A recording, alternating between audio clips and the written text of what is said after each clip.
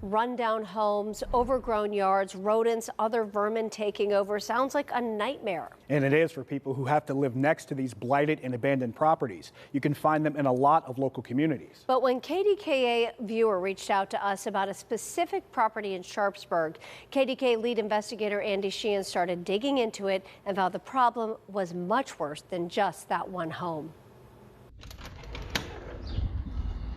Raccoons, rats. I mean, we can't sit out here at night because of the mosquitoes, flies. The weeds in the backyard have grown over 10 feet tall, and neighbors say it's crawling with vermin.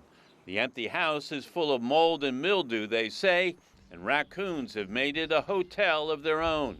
We even had homeless people come, and they refused to live there because of the situation on the inside. This is the worst year that we've seen it. 26 years ago, a man named John Medina bought the house for $25,000.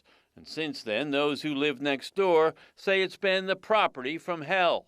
Despite fine after fine, court appearance after court appearance, things only get worse. You know, we take good care of our property, put a lot of money into it, the same as everybody else on the street and around here.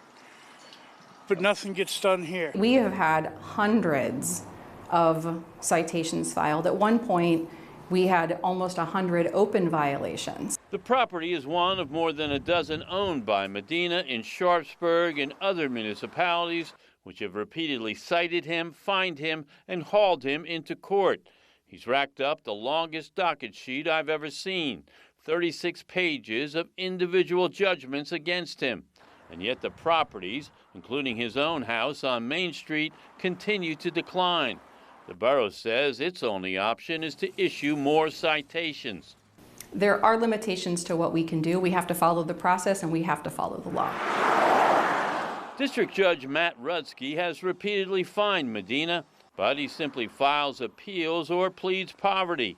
He now owes the court more than $20,000 in fines, and Rudsky has put him on a payment plan of $100 a month. At that rate, it would take him more than 16 years to pay off what he owes. But in the meantime, the borough continues to issue new violations and says he ignores its orders to clean the properties up. I'm very frustrated. As the mayor of Sharpsburg, we are trying to clean this community up, and it seems like we just keep hitting, you know, all of these roadblocks. Mr. Medina? Yes. I talked to you? Reached at his home, Medina says he's well aware of the complaints. Your house on 21st Street. Yes. Weeds are 10 feet high. They say there's rats, raccoons living in there. Yeah, I hear that. I got 20 properties. I hear it every day from every tenant. But yes, it is true. It is very high. In fact, Medina doesn't dispute any complaint against any of his properties, conceding he is slow to make improvements or fix any problems, especially when people do complain. He calls that harassment. Everybody's harassing me, but I am a little slow. It's not an harassment, sir. I mean, they have to put up with this. For 20 years, they've had to put up with this. Well, they sued me up 21st Street, too, so I don't do anything in a hurry up there either. You certainly don't do anything in a hurry. I do not do anything in a hurry. Are you going to do anything about the condition? Yes, I got a hearing on the 12th. Medina is actually scheduled back in court on the 16th, but the borough doesn't expect things will change. The judge is likely to fine him, order him to clean up this property, but if his past compliance is any indication, that won't happen anytime soon. You're living next to this property, you're just out of luck. I mean, I'm not going to say that. Like, we are doing everything we can do to resolve the issue.